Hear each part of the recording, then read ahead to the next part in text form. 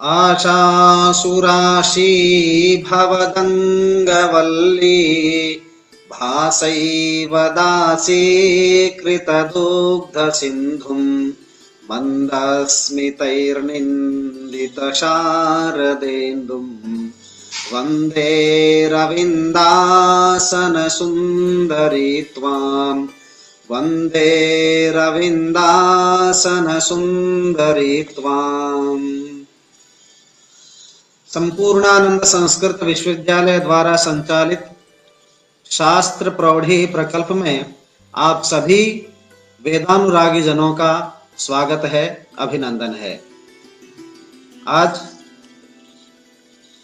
गोभिल गृह सूत्र के तृतीय प्रपाठक की तृतीय कंडिका अर्थात 14वें भाग का वाचन करेंगे। गोधन व्रतांते वेद पर्वणां श्रवणात् ऊर्ध्वम् अध्ययने प्राप्ते वेदारंभस्य कालांतर विधानार्थम् इदमाह। प्रोष्ठपदीं हस्तेनोपाकरणम् हस्तेन प्रोष्ठपदीं हस्तनक्षत्रयुतां भाद्रपदीयां यां कामपि तिथिं प्राप्य तदैव उपाकरणं नाम वेदाध्यापन आरंभ सूचकं कर्म वक्ष्यमाणेति कर्तव्यताकं कर्तव्यम्।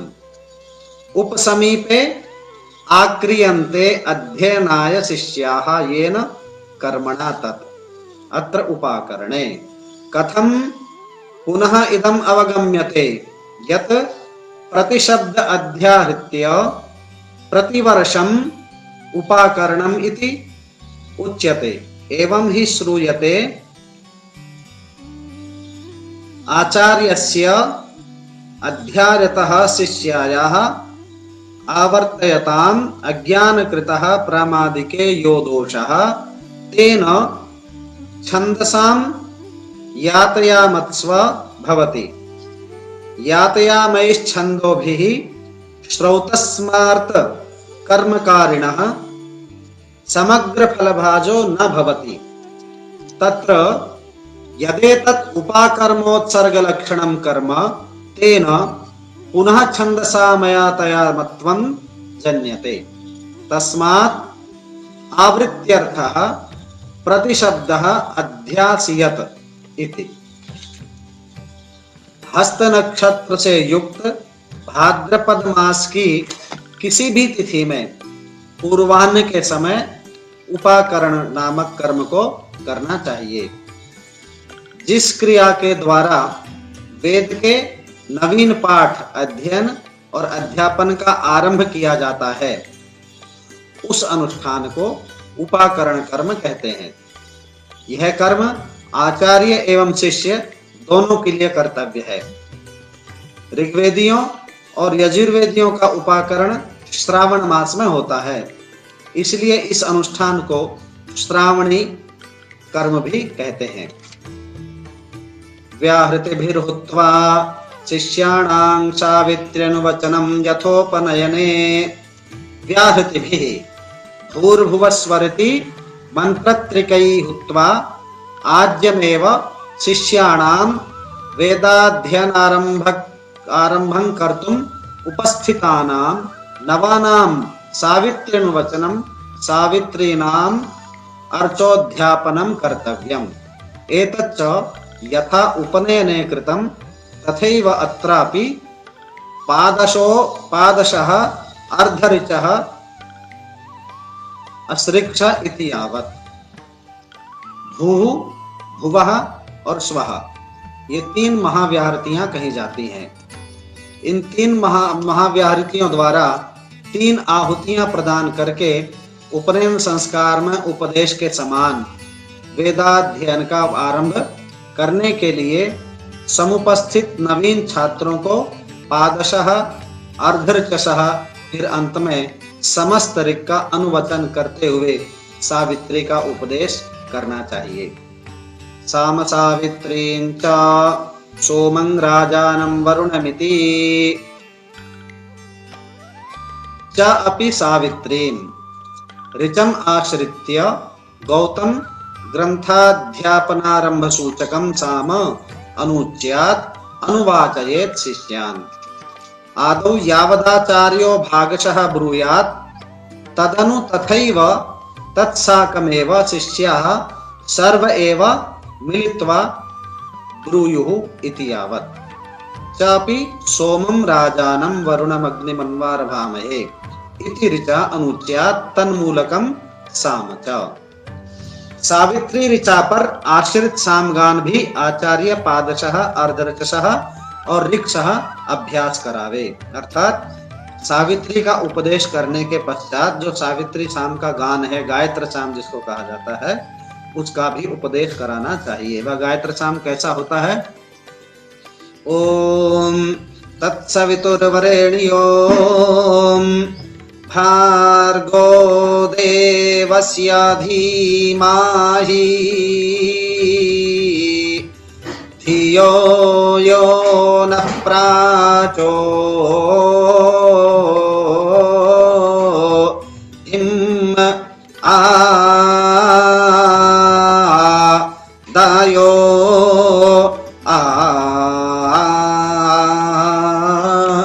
यह सावित्री साम है। इसे गायत्र साम भी कहा जाता है। सावित्री गायत्री का उपदेश करने के बाद में इस साम गान का उपदेश भी करना चाहिए जो सामवेदी हैं उनके लिए। और इसके साथ साथ सोमंग राजानम आदि जो ऋचाएं हैं, इन ऋचाओं का एवं इस ऋग मूलक साम का भी अभ्यास कराना चाहिए। सोमं राजानं वरुणमग्निमन्वारभामहे आदित्यं विष्णुं सूर्यं ब्रह्माणं च बृहस्पतिं। यह ऋचा है और इस ऋचा पर जो साम आधारित है उसका भी अभ्यास कराना चाहिए।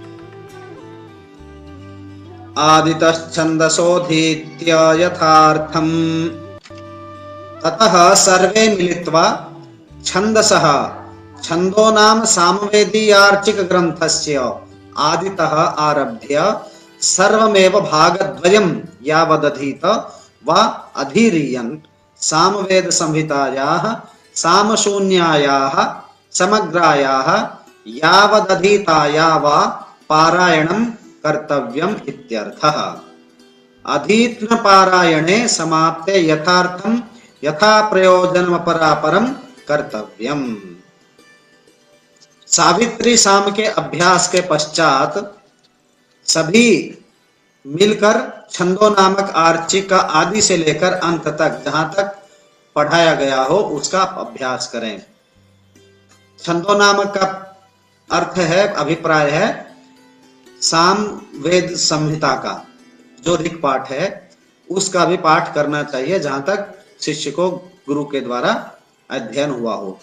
और उसके बाद पारायण समाप्त होने पर यथा प्रयोजन अन्य जो दूसरे कार्य हैं, दूसरे कर्म हैं, वह करने चाहिए। अक्षत धाना भक्षयन्ति धानावन्तं करम्भिणमिति अनुवचने अध्ययने च समाप्ते धानावन्तं करम्भिणम् इति इमां ऋच पठित्वा अक्षत धानाः भ्रष्ट एव धाना उच्यन्ते तत्र च अक्षतत्वं मृग्यं ता एव भक्षयन्ति आचार्यादयः। वेद पाठ के पश्चात बिना भुने हुए यव का ध्यानावन्तं करम्भिणमपोपवन्त मुक्तिनम् इंद्रप्रातर्जुषस्वनः, यह जो मंत्र है इस ऋचा का पाठ करते हुए सभी लोग भुने हुए धान का भक्षण करें। और उसके साथ साथ दध्नः प्राश्नन्ति दधिक्रावणो अकारिशमिति आचान्तोदकाः खंडिकेभ्यो अनुवाक्या अनुगेयाः कारयेत्। ततश्च दधिक्रावणो अकारिशं विष्णोरश्वस्य वाजिनः सुरभिनो मुखाकरत् प्रन आयुङ्क्षितारिषत् इति ऋचं पठित्वा दध्नः प्राश्नन्ति त एवेति अनन्तरम् आचान्तोदकाः उदकैः कृताचमनाः ते सर्वे भवेयुः भूयुः। ततः खांडिकेभ्यः अधीतवेदखण्डेभ्यः पुरातनछात्रेभ्यः इति यावत् अनुवाक्याः अनुवाकश एव अनुगेयाः स्वगानानुरूपगायकाः कारयेत् आचार्यः।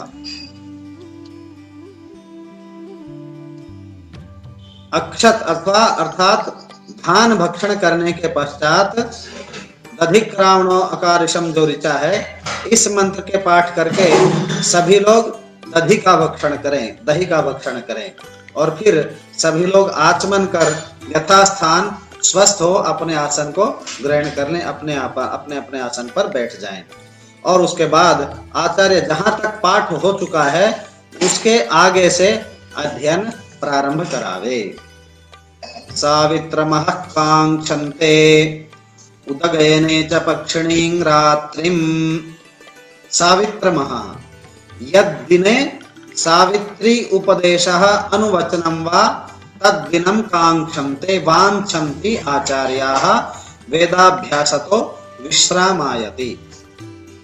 चापि तदेव सावित्रीमः उपनयन निबंधनं वक्ष्यमाण मुत्सर्ग निमित्तं वा उदगयने चेदु भवेत् तर्हि पक्षिणीं रात्रिं तद्दिनमारभ्य परदिनावशेष पर्यन्तं विश्रामाय कांक्षन्ते आचार्या इति। जिस दिन उपाकरण अनुष्ठान हो उस दिन आचार्य वेदाभ्यास से विश्राम ग्रहण करे, अर्थात उस दिन अनध्याय रहे और उस दिन से लेकर दूसरे दिन तक आचार्य पाठ से विराम प्राप्त करे।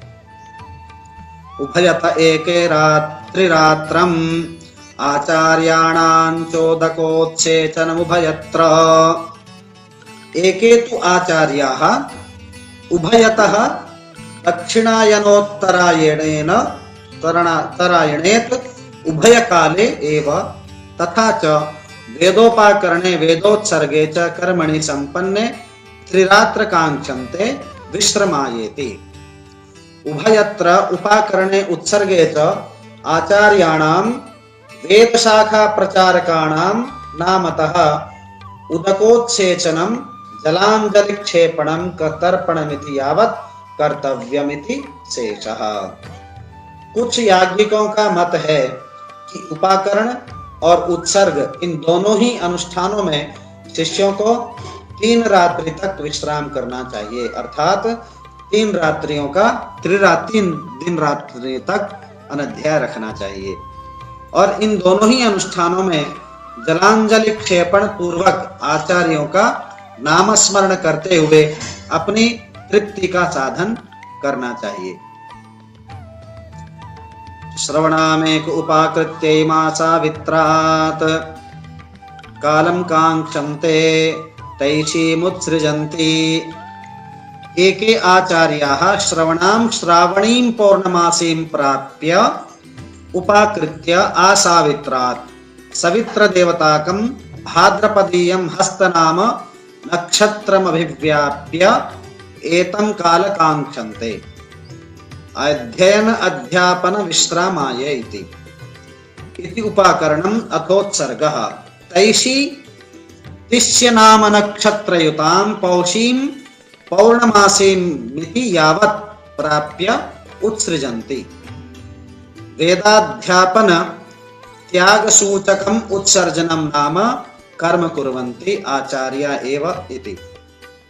इदम् एव उद्गयनीयं प्रत्युपाकरणम्। कुछ आचार्यों का यह भी कहना है कि श्रावण मास की पूर्णमासी को यह उपाकरण करे तथा उस दिन से लेकर भाद्रपद मास की हस्त नक्षत्र से युक्त तिथि तक छात्रों को विश्राम देना चाहिए और पूर्णमासी को वेदाध्ययन का उत्सर्ग करे। प्रांगोदंग्वा ग्रामान् निष्क्रम्य या आपो नवभेहनीयास्ता अभ्येत्योपस्पृश्यत् छन्दांस्यर्श्रीन् आचार्यांश्च तर्पयेयुः। एतस्मिन् उद्गयनीये संपन्ने च पक्षिणीं त्रिरात्रं वा विश्रामाय काङ्क्षन्ते आचार्या इत्युक्तं पुरस्तात्। तत्र च विश्रामावसरे ग्रामात् स्ववासभूमेः प्राक् वा पूर्वस्यां दिशि वा उदक वा उत्तरस्यां दिशि वा निष्क्रम्य या आपः अनवमेहनीयाः मेहनस्पर्शिन्यो मेहनीयाः ततोर्वाचीनाः अवमेहनीयाः न तादृश्यः मेहनो दूर्ध्वगता नाभिदध्ना इति यावत् ता आपः अभेत्य उपस्पृश्य छन्दांसि छन्दोनामानि उल्लिख्य ऋषीन् मंत्र दृष्ट ऋषि नामानि उल्लिख्य आचार्यान् स्व स्व शाखा कारनामादीन् उल्लिख्य च तर्पयेयुः जलाञ्जलिदानैः स्मरणतः स्वात्मतृप्तिं संवादयेयुः इत्यर्थः। उत्सर्ग के अनंतर 3 दिन के विश्राम काल में अपने अपने ग्राम के पूर्व में या उत्तर दिशा में जाकर कम से कम नाभि पर्यंत जल वाले जलाशय में स्नान कर जल का उपस्पर्शन पूर्वक छंदों के नाम का उल्लेख करते हुए मंत्र दृष्टा ऋषियों का नाम लेकर शिष्य अपनी अपनी शाखा के प्रवर्तकादि आचार्यों का नाम ग्रहण पूर्वक जलांजलि देते हुए तर्पण करे। तस्मिन् प्रत्युपाकरणभ्रानाध्याय आपुनरुपाकरणाच्छन्दसः। तस्मिन् उक्त लक्षणे प्रात्युपाकरणे उत्सर्गापरपर्याय कर्मणि संपन्ने ततः प्रभृति आपुनरुपाकरणात् भाद्रपदीय हस्तनाम नक्षत्र युक्त कालम यावत् छन्दसः सामवेदीय छन्दो ग्रंथ मात्रस्य अभ्रानध्यायः अभ्रनिमित्तको यः वक्ष्यमाण लक्षणानध्यायो भवति। अत्र च अनध्याय काले अधीतानामपि छन्दो ग्रंथनामाभ्यासं विचारादिकं च वर्जनीयम्। उत्सर्ग रूप प्रत्युपाकरण के संपन्न होने से लेकर पुनः उपाकरण होने तक सामवेदीय ग्रंथ मात्र का मेघ निमित्तक अनध्याय भी होगा। इस अनध्याय में पिछले पाठ की आवृत्तियां या विचार विमर्श भी त्याज्य है। विद्युत स्तनयित स्नुपृचेते श्वाकालम विद्युत गर्जन पूर्व दृश्य ज्योति स्तनयित्नुर्मेघमाला वृषिता वृष्टि बिंदवः एतत् त्रितरमेकदैव दृश्येत चेत तदा आकालम यत् कालिकी घटना तत्परदवसी या तावत् कालम यावत् अनध्याय छन्दोधनध्ययनस्येति अयमेव अभ्रानध्याय उच्यते। बिजली मेघमाला और वृष्टि आ जाने पर उसके दूसरे दिन भी उसी समय तक छंद ग्रंथ की चर्चा या पाठ का अनध्याय होता है। अर्थात बिजली चमकती हो बादल में, मेघों की गर्जना होती हो, वृष्टि होती हो, ऐसे समय पर भी वेदाध्ययन वर्जित है। उल्कापात भूमि चलन ज्योतिषोरुपसर्गेषु निधीते च उल्कापाते भूमि चलने ज्योतिषोः सूर्य चंद्रयोः उपसर्गे ग्रहणादौ च आकालमेवान् अनध्यायः सर्वेषाम् एव ग्रन्थानां च अपि निर्घाते मेघोदये विमलाकाशे वा स्थिते वज्रपाते आकालम एव अनध्यायः।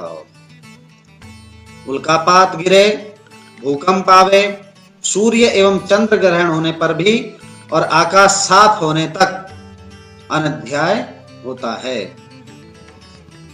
अष्टकामावास्यासु नाधीरन् पौर्णमासीषु च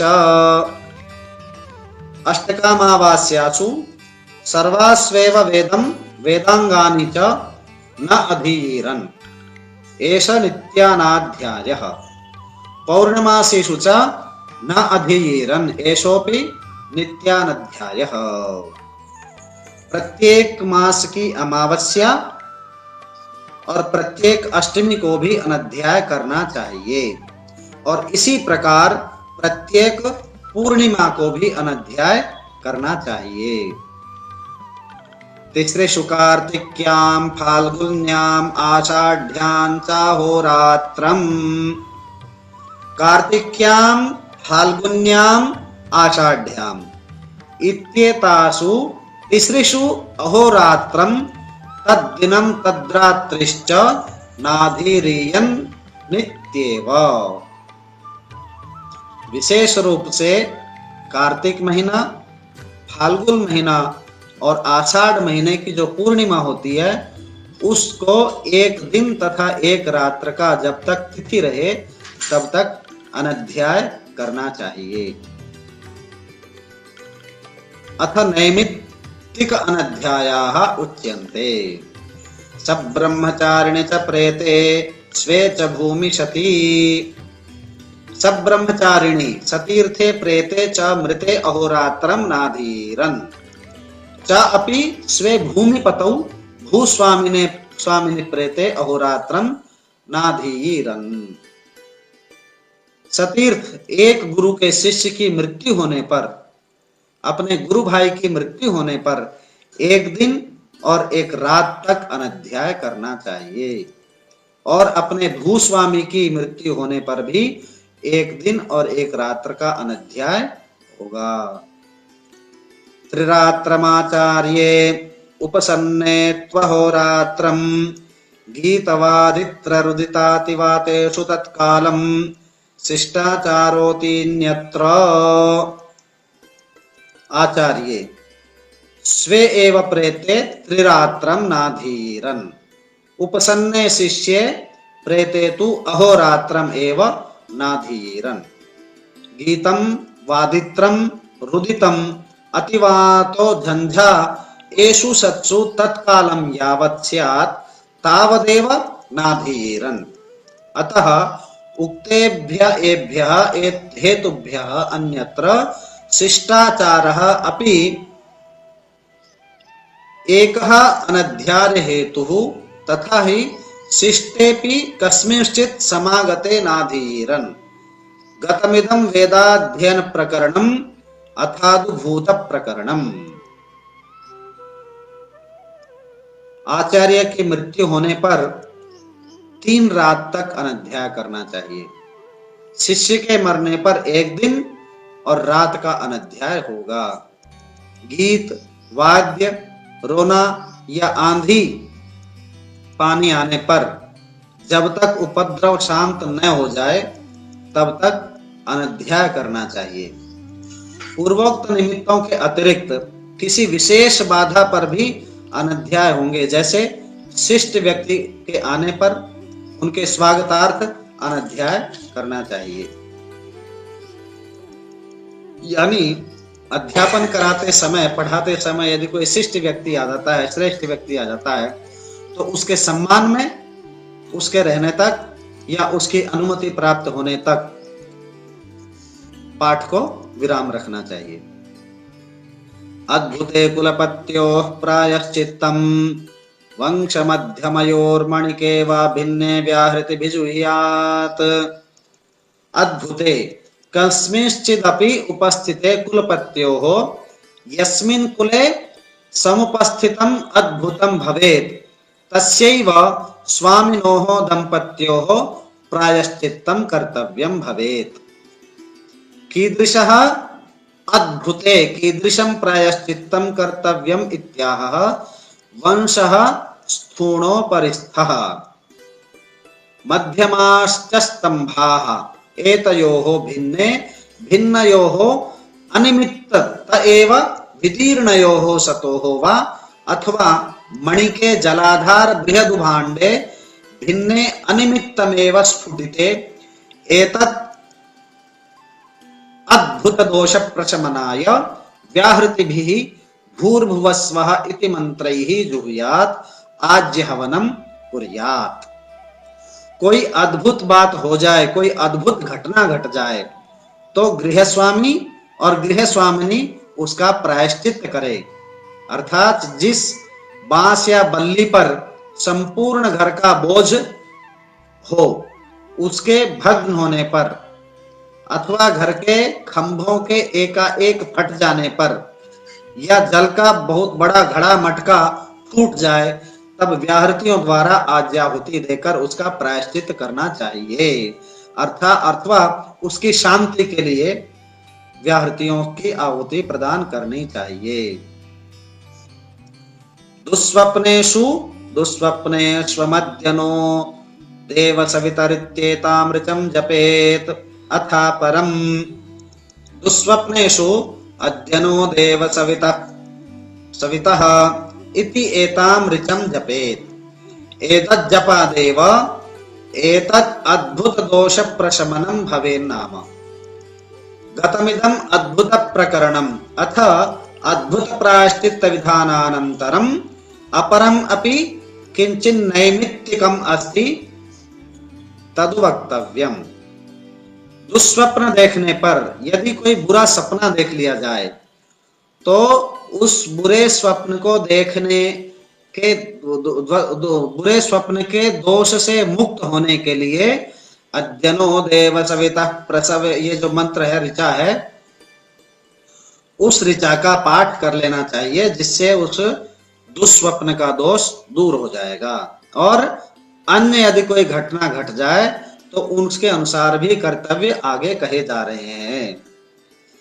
चित्ययूपोस्पर्शन कर्ण क्रोशाक्षिवेपनेषु सूर्याभ्युदितः सूर्याभि निम्लुप्तापास्पर्शे इंद्रियैश्च पाशस्पर्शे पुनर्मा मैत्रिन्द्रियमित्येताभ्यमाज्याहुतो जुहुयात्। चित्ययूपः बोद्धयूपः तस्य उपस्पर्शनम्।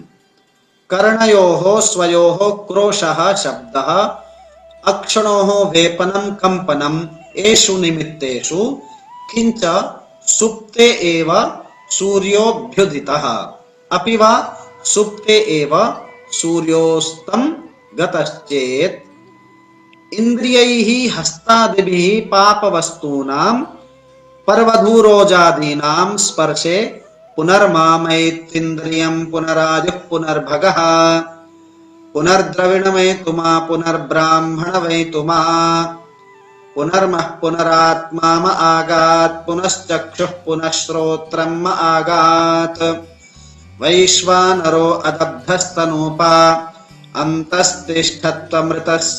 अन्तस्तिष्ठतु मे मनोमृतस्य केतु स्वाहा इति एताभ्याम ऋभ्याम आज्यास्याहुतिद्वयं जुहुयात्।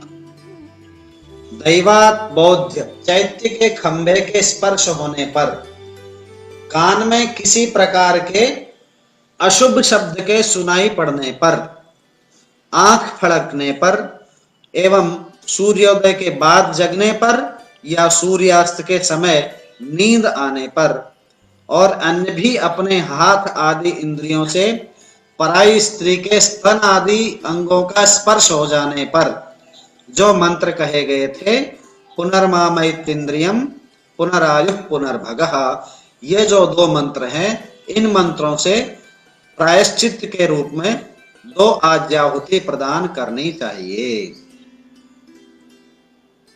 आज्यलिप्तेवा समिधा जपेद्वा लघुषु अथवा अनतिरिक्त निमित्ते आज्यलिप्ते समिधौ समित काष्ठद्वयं मात्रं जुहुयात् तथैव तत्पाप प्रशमनं भवेन्नाम। वा अथवा लघुषु ततोपि अनिमित्तल्पोषु उक्त मृगद्वयं जपेदेव न तु समिदाहुतेः अपि अपेक्षेति क्षम्। अथवा जो बताया गया था कि पुनर्मा मैत्रिन्द्रियम किन परिस्थितियों में उस मंत्र के द्वारा, उन मंत्रों के द्वारा आज्याहुति प्रदान करनी चाहिए, अथवा किसी अन्य पाप के हो जाने पर 2 घृताक्ष समिधा अग्नि में हवन करे। यदि बहुत छोटा दोष हो जाए तो उक्त दोनों मंत्र का मन ही मन जप करे। इस प्रकरण के पश्चात यहाँ पर यह गोभिल गृह सूत्र के उत्तरार्ध की तृतीय प्रपाठक की तृतीय कंडिका समाप्त होती है। अब इसके पश्चात उपाकरण संस्कार के पश्चात अगले भाग में समावर्तन संस्कार का अध्ययन